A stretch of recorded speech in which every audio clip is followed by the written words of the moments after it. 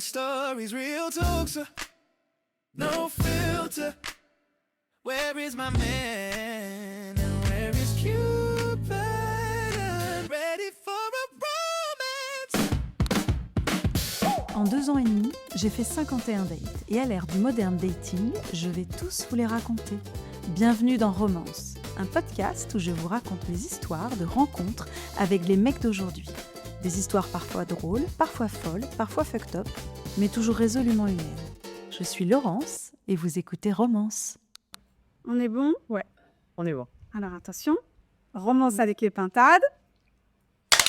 Action!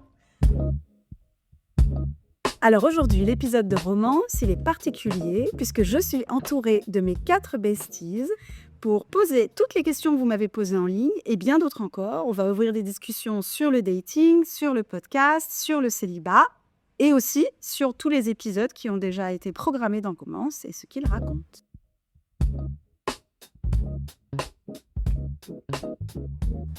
Donc je vais vous présenter mes 4 besties autour de moi. On va faire un tour de table. Elles ne vous donneront pas de détails perso. Non, elles ne font pas de dating, mais je vous les présente comme elles. On a Karine, Johanna, Carole. Lise. Merci les filles d'être avec moi aujourd'hui. Je sens que ça va être un épisode très très spécial et peut-être même qu'on fera 2 épisodes d'ailleurs si on papote trop comme on a l'habitude de faire ensemble. Alors, je propose qu'on démarre avec les questions que j'ai reçues sur Instagram. J'ai reçu des tonnes de questions et merci, elles étaient trop top et elles ouvrent des sujets super intéressants. Bon, on te connaît, mais qu'est-ce qui t'a motivé à lancer ce podcast?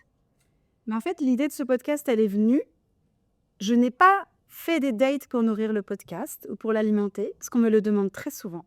On me demande souvent, mais si tu fais plus de dates, comment tu vas faire pour nourrir le podcast? En fait, c'est pas dans ce sens-là que c'est arrivé. C'est que j'ai vécu ma vie de célibat depuis 3 ans, quand je me suis séparée du papa de ma fille et j'ai fait des rencontres, des dates et à force d'accumuler ces dates qui devenaient des moments, marrants dans nos dîners de copines que je vous racontais parce qu'à chaque fois elles sont foireuses, hein, il faut quand même le dire, les gens qui ont écouté les 10 premiers épisodes, ont la finalité déjà. À force de faire ces dates ratées et de me rendre compte que j'ai accumulé une quantité d'histoires plus rocambolesques les unes que les autres, marrantes, des fois touchantes, des fois un peu tristes, des fois un peu glauques même. On se disait dans nos dîners de filles, bah attends, tu dois en faire un podcast, c'est pas possible. Et un jour, j'ai enregistré un épisode d'un podcast, pas pour moi, pour Crush, avec Marie-Charlotte, et je me suis dit, mais en fait, je vais le faire aussi. Et c'est donc ces 3 années d'histoire qui finalement commençaient un peu à me lasser, qui m'ont donné envie de faire un projet positif, avec en réalité ce que je commençais à trouver un peu triste. Mais du coup, on est d'accord que sur ces histoires, il n'y a pas du tout d'histoire avant ces 3 ans. Ce que tu as vécu quand tu étais plus jeune ou... Non, il y a des histoires qui sont des personnes que j'ai rencontrées des années plus tôt. Il y a des gens que j'avais déjà croisés dans ma vie il y a 15 ans, 10 ans et que je retrouve à ce moment-là, non, ce n'est pas. Mais aucune histoire dans les 10 premiers épisodes n'a eu lieu avant. Et comment ça se passe aujourd'hui quand tu fais un rendez-vous, alors que tu es un peu connu sur la scène podcast avec Romance? En fait, il y a eu différents cas de figure. La réalité, pour spoiler dès le début, ça se passe plutôt mal. J'ai eu plutôt plusieurs cas de figure. Il y a un garçon que j'ai matché sur une appli avant de les fermer, où en fait, quand on a matché, il m'a dit: «Ah, j'y crois pas, t'es la meuf du podcast» et en fait, il écoutait déjà mon podcast. On a matché sur Bumble et il s'est rendu compte que c'était moi. Alors en fait, au début, il y a un vrai attrait pour le podcast. C'est-à-dire qu'il trouve ça super sympa sur le papier. Les mecs, ils se disent que c'est cool, que c'est chouette d'une nana qui a créé son podcast, que c'est marrant de raconter ses dates, que c'est assez assumé et du coup, ça leur plaît. Et après, il y a le deuxième effet qui se coule qui arrive derrière.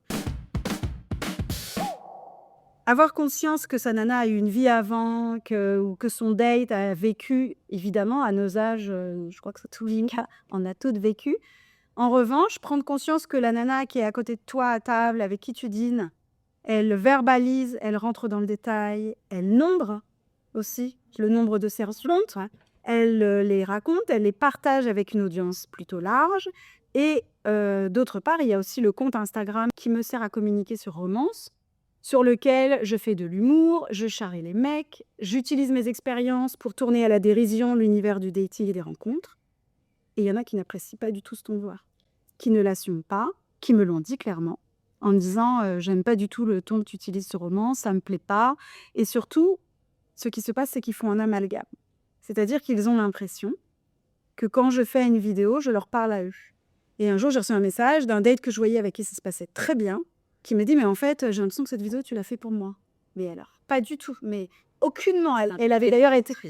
C'est un peu d'égocentrisme. Elle avait d'ailleurs été tournée longtemps avant que je le rencontre, puisque mon contenu est tourné évidemment à l'avance, donc il est décorrélé. Même s'il m'inspire, attention, il est inspiré de la réalité. Et en fait, on a discuté longtemps pour finir par qu'il me dise, en effet, je n'aime pas ce que tu es en ligne et ça ne me plaît pas. Et je lui dis, désabonne-toi de mon compte Instagram, puisque tu parles avec la vraie humaine qui est face à toi.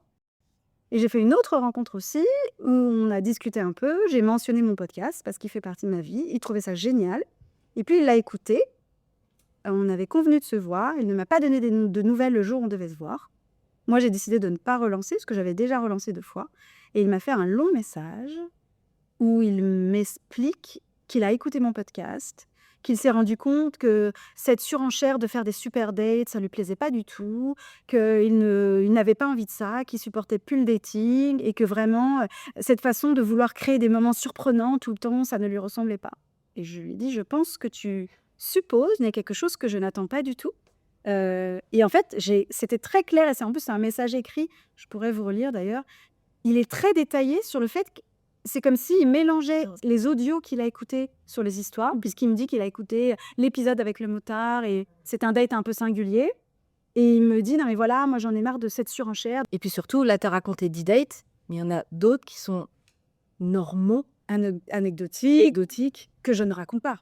Oui, voilà, il y a des dates que je ne raconte pas, déjà parce que des fois j'en ai pas l'envie. Et est-ce qu'ils se disent pas, ouais, c'est sympa, c'est marrant le podcast, mais j'ai pas très envie de me retrouver dans un jour. Je vais pas être le 52e numéro, quoi. Si, alors il y a 2 effets. J'ai systématiquement eu un message où on me l'a dit de vive voix.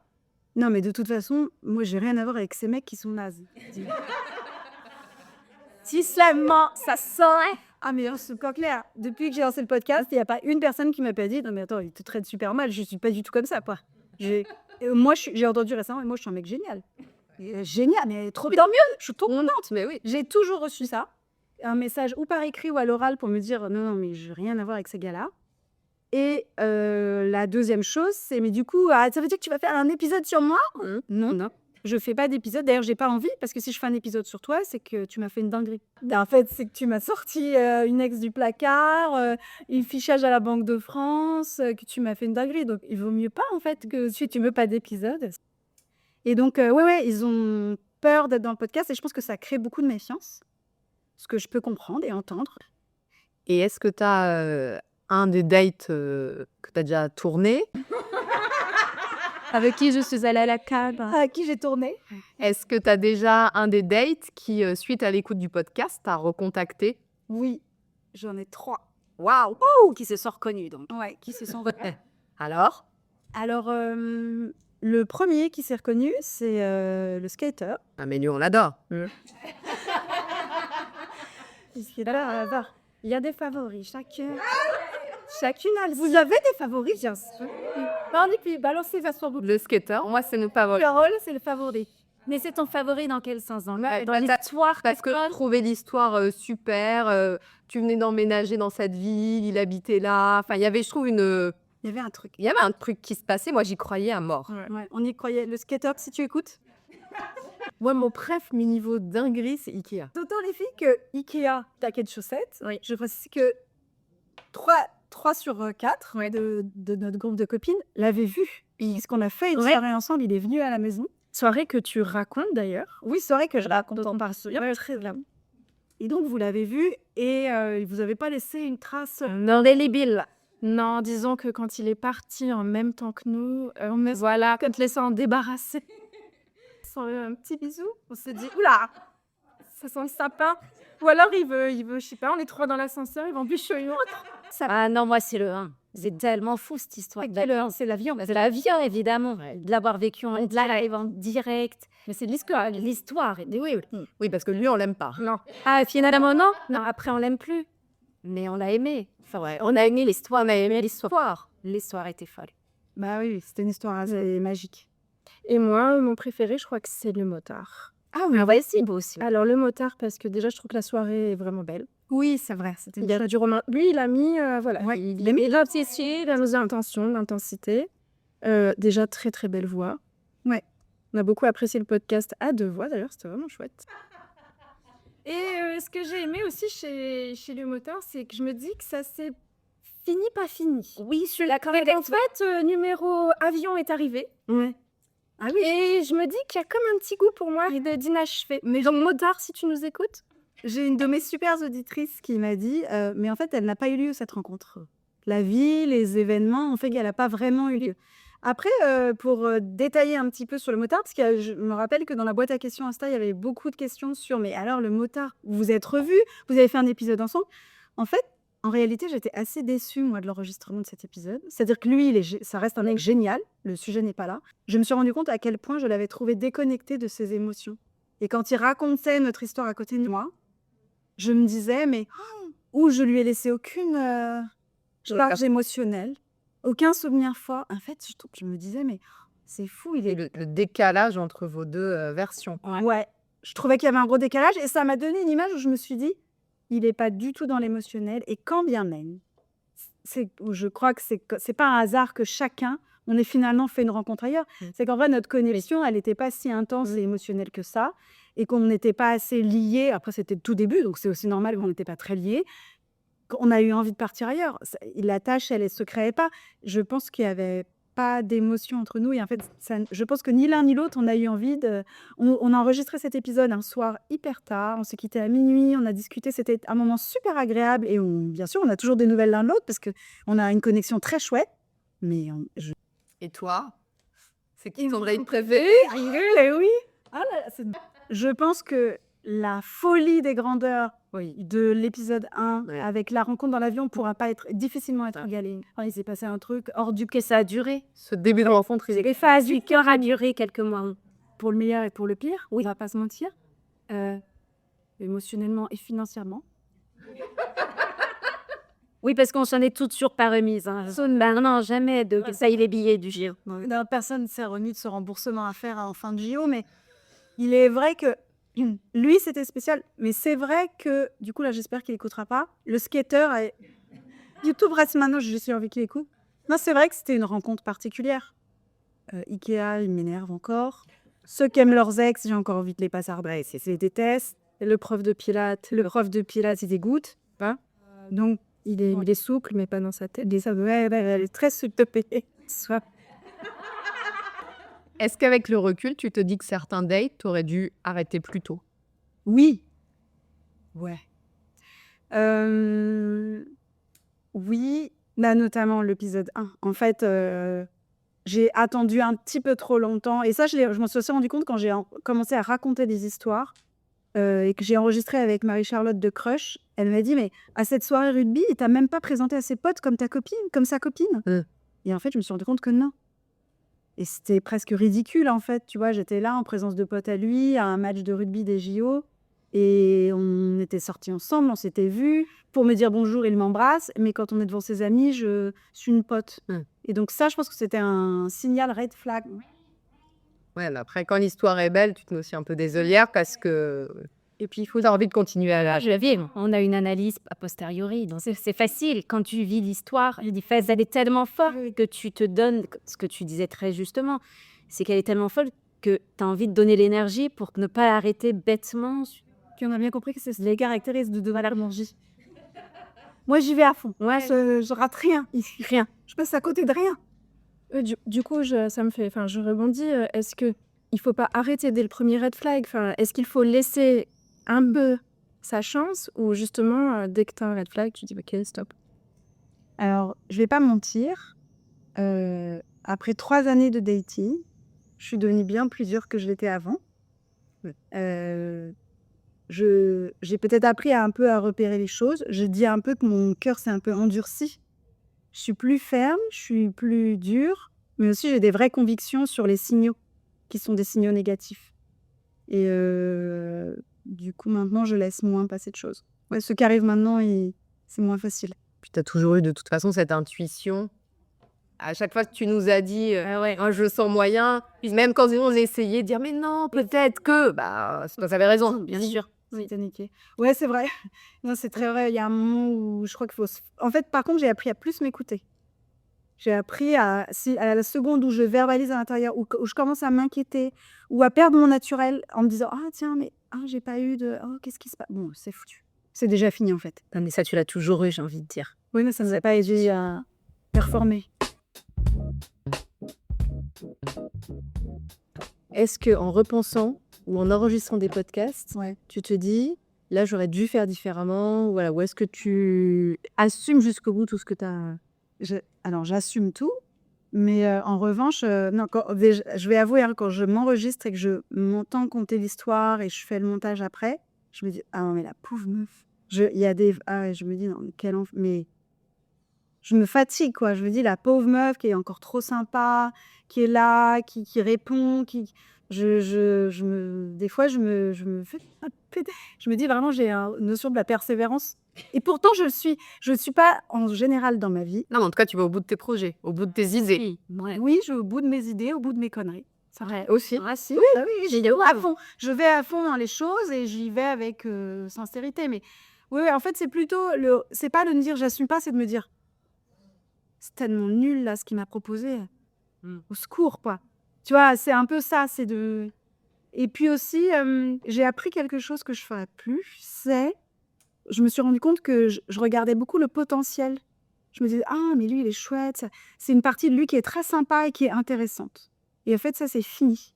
Le potentiel, ça ne construit rien. Ce qui compte, c'est qu'est-ce qu'il me met sur le tapis maintenant? Qu'est-ce qu'il a à donner maintenant et versus ce que moi je mets sur la table? Parce qu'en vrai, tant pis si ça paraît hyper prétentieux, moi je crois que je mets des trucs cool sur la table en fait.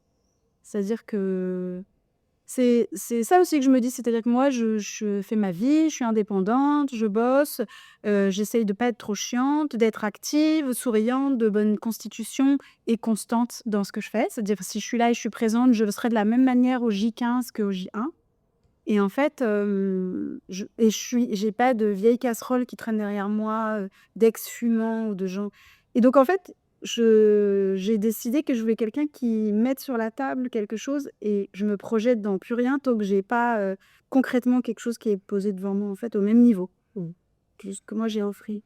Et du coup, la question qu'on se pose tous, toutes, ou moi en tous les cas, tu envie de continuer à dater?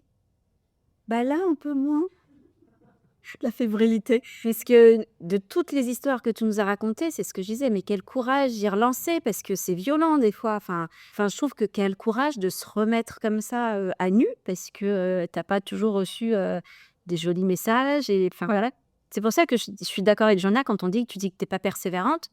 Je pense que plus d'une personne aurait lâché prise bien avant, d'e-date quoi, j'ai envie de te dire. Clairement. Moi, peut-être Ouais, oui, c'est ce que j'allais dire. Moi, pareil, la première ou la deuxième, après, je suis dans ma caverne et c'est ouais, terminé. En vrai, je crois que c'est parce qu'il y a un truc indécrottable qu'on m'enlèvera jamais. C'est que je trouve que être amoureux, c'est un sentiment extraordinaire qu'on sous-estime. Que ce soit en fait, je suis une personne qui adore vivre des émotions. Je parle fort et je ris fort et je m'énerve fort et du coup, j'aime fort et je trouve que, on m'enlèvera pas à quel point, c'est génial d'être amoureux. C'est génial de partager les choses et en fait, je crois que j'ai tellement envie de revivre ça parce que ça fait longtemps que l'amour, il a quitté ma vie finalement. Ça fait de nombreuses années je vis pas, l'intensité de l'amour comme je le devrais et en fait, je sais ce que ça fait, je trouve que c'est génial et moi j'adore l'idée d'être amoureuse. Donc c'est ton moteur. C'est mon moteur en fait et c'est pas une espèce de quête de rechercher parce que je peux plus saquer cette phrase-là et tant qu'on cherche, on ne trouve pas de toute façon, ça tombera quand tu arrêteras de chercher. Peut-être, mais en fait, être ouverte à la rencontre, c'est aussi ça. C'est comme ça que je me suis retrouvée, à faire cette rencontre dans l'avion. C'est comme ça que des fois, il se passe des rencontres impromptues à des événements dans la rue et cetera, comme je vous en raconte. C'est parce que je suis ouverte à ce qui va se passer, aux gens et du coup, sur les applis, quand il y avait quelqu'un que je trouvais cool, j'allais à sa rencontre. Des fois, c'était nul. Des fois, il y a plein de rencontres qui n'ont pas matché, où je ne suis pas allée et puis il y en a d'autres où je me suis dit: «Tiens, il se passe un truc sympa», pour toujours des raisons différentes. est-ce qu'après ces 3 ans de dating, tu as eu quand même, toi, des remises en question personnelles que tu trouves juste de retour que tu aurais pu avoir justement de tous ces hommes? Ou est-ce que tu te dis malgré tout ce temps: «Non, c'est vraiment eux qui sont pas équilibrés, constants»? Ou est-ce que toi aussi, il y a des choses, tu dis: «Ah peut-être que là-dessus, OK, j'entends ce qu'ils me disent, il y a peut-être moi aussi quelque chose à». Bah, c'est une super, question parce que les hommes, ils me la posent. C'est-à-dire que maintenant, comme j'affiche qu'en 2 ans et demi, j'ai fait 51 dates et que je suis toujours célibataire, les hommes que j'ai rencontrés ces derniers temps, ils me disaient: «Mais pourquoi tu es célibataire?» en fait. Ils me voient telle que je suis et ils se questionnent parce qu'évidemment, la question qu'on se pose, c'est: «Ah la pauvre meuf, c'est pas comme si elle avait rencontré personne», parce qu'il y a une autre démarche. La meuf, elle a fait 51 dates, elle nous a sorti 10 épisodes de cum, il y en a pas un qui est resté. Mais évidemment, cuisse. Bah, il s'inquiète, c'est quand même. Ouais, mais ouais, et la réalité, c'est que j'ai, à la différence de certaines personnes que j'ai rencontrées dans des épisodes, moi, j'ai bossé sur moi, je fais encore. Déjà, avant de commencer le dating, et même pendant d'ailleurs, au tout début de ma séparation avec le père de ma fille, j'ai fait un coaching qui n'était axé que sur mon rapport aux hommes et aux relations amoureuses. Pour comprendre les patterns de mon ancienne vie de couple, pour comprendre comment j'en étais arrivée là, ma part de responsabilité dans mon échec de vie de famille, et aussi quel était mon pattern, mon schéma, comment j'agissais. Et je suis balance, et les gens qui sont balance savent à quel point ça fait partie de notre caractère, de la remise en question permanente. En plus, moi, j'ai un métier où il faut tout le temps se remettre en question, et en fait, c'est tout le temps. À chaque fois, je refais le film en me disant « Qu'est-ce que j'aurais dû faire différemment ?» J'ai aussi ceux avec qui j'ai eu de bons échanges, je les ai questionnés. Mais alors, est-ce que, par exemple, Ikea, le favori-glisse dit le chouchoubi, est-ce que mon attitude, est-ce que j'ai mis trop de pression? Est-ce que mon attitude ne t'a pas plu? Est-ce que il y a eu des choses qui ont été trop vite ou que j'ai mal fait? Il m'a dit, mais pas du tout, je n'ai rien à dire. Donc, la réalité, c'est que j'ai questionné quand j'ai pu. Tu vois, c'était intéressant aussi l'épisode avec le motard parce que je me suis dit, il va peut-être me dire, mais en fait, j'ai ressenti ça, c'est pour ça que j'ai pu donner de nouvelles. C'est pour ça que moi aussi, qui ai fait notre rencontre. Mais il n'avait pas de contenu à me dire de spécial. Dans certains cas, je crois aussi tout simplement que je leur plaisais pas tant que ça. Et après, pour moi, il est évident que celui qui aime encore son ex, je suis un pansement. Donc, quand bien même, que je sois la pire meuf ou la géniale meuf, en fait, on s'en fout. Elle voulait juste un truc pour colmater les fissures et oublier ou la mère de ses enfants dans un cas, ou son ex qui n'était pas vraiment son ex dans l'autre. Donc, la réalité, c'est que je continue de chercher ce que je fais mal. Il y a sans doute des choses que je fais à côté de la plaque des fois, mais je crois que je les fais mal parce que c'était ces personnes-là, peut-être. Évidemment. Et que quand je serai avec quelqu'un de cool, comme ça m'est déjà des fois arrivé dans ma vie, en fait, il n'y aura pas de sujet. Et la réalité, c'est que avec tous les défauts humains que j'ai, qu'on a tous, je suis à peu près équilibrée. Est-ce qu'au bout de tous ces rendez-vous, tu arrives encore à être naturelle, d'être vraiment la Laurence qu'on connaît? Ou est-ce que tu as l'impression que parfois tu mets un masque ou tu joues un personnage pour justement coller à tous les standards ou tout ce que tu penses que l'autre attend de toi? Non, c'est de pire en pire. Je suis de plus en plus naturelle. Bah, génial. Je suis de plus en plus moi, avec mon côté calme, doux, attentionné, etc. Et en même temps un petit peu plus électrique, des fois. Et ce que j'ai changé depuis 3 ans, c'est que maintenant je verbalise clairement ce qui me convient pas, sur le moment. Pareil, à prendre ou à laisser. Je pense que mes attentes sont raisonnables et c'est bare minimum, comme on dit. Donc, je le verbalise maintenant. Je ne me contente plus de la médiocrité. Moi, j'aime beaucoup l'idée de la lettre que tu écris à la fin. Je crois que c'est un peu même mon petit moment préféré du podcast. Je voulais savoir d'où t'était venue cette idée. C'est que la première fois que je me suis lancée à enregistrer, j'ai enregistré les 3 premiers épisodes d'un coup. C'était la première fois, j'ai enregistré les épisodes et je terminais parce que je n'écris rien. Je n'écris rien. Oui. Je ne prépare pas les épisodes. Donc je n'écris rien, ni l'intro, ni le début, ni la fin. Donc je les raconte comme ils viennent dans ma mémoire avec... j'espère être le plus fidèle possible, mais on n'est pas revenu dessus tout à l'heure, mais c'est vrai qu'il y a 3 personnes qui se sont reconnues. Allez, oui. Et dans les 3 m'ont dit que c'était fidèle à ce qu'on avait vécu, en fait. Ils m'ont dit, oui, c'est fidèle à l'histoire. Donc, il n'y avait pas d'animosité dans leur message dans les 3 cas, parce que j'essaye de la raconter vraiment, mais du coup, je prépare rien. Et tout ça pour dire qu'à la fin de l'épisode, quand je l'enregistre, je finissais, voilà, fin d'histoire. Et oui. Voilà. Et je sais pas. Et en plus, comme ça finit à chaque fois en notre boudin. Et oui. Et là, voilà, puis j'ai plus de nouvelles. Je finissais le podcast et au moment d'écouter le montage, je me disais, ça finit un peu. Tristoun. Et du coup, je me suis dit, mais et si je bouclais la boucle avec un mot de fin qui récapitule aussi ce que j'ai ressenti, la leçon que je garde, ce que j'ai pas pu lui dire. Parce que la réalité, c'est ça, c'est que quand on est déçu en amour, ou en amour ou en rencontre, parce qu'il ne s'agit pas vraiment d'amour en l'occurrence dans les histoires, mais en tout cas dans la vie émotionnelle, ce qui se passe, c'est que c'est tellement riche qu'on a envie de dire à la personne, d'ailleurs on a toujours envie de continuer leur parler en disant et puis ça, et puis t'aurais dû me faire ça, et en fait on n'a jamais l'opportunité de le faire, et du coup je me suis dit que c'était une manière de synthétiser et ça de l'écrire. Donc c'est la seule partie du podcast qui est écrite, c'est une lettre qui récapitule tout ça, et je me suis dit qu'il fallait finir comme ça. Oui, mais justement, moi, ce que j'aime bien, c'est qu'il n'y a pas d'animosité dans cette lettre. Je trouve qu'il y a un côté aussi introspectif. C'est toujours, comme tu dis, très humain, très... Voilà, il y a pas d'aigreur dans ces messages. Et je trouve ça vraiment chouette. J'essaye de ne pas être aigrie dans la vie en général.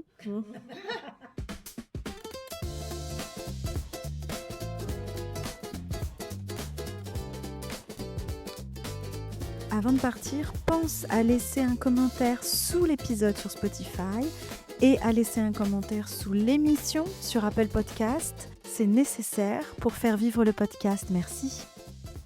Dating stories, real talks, no filter. Where is my man and where is Q?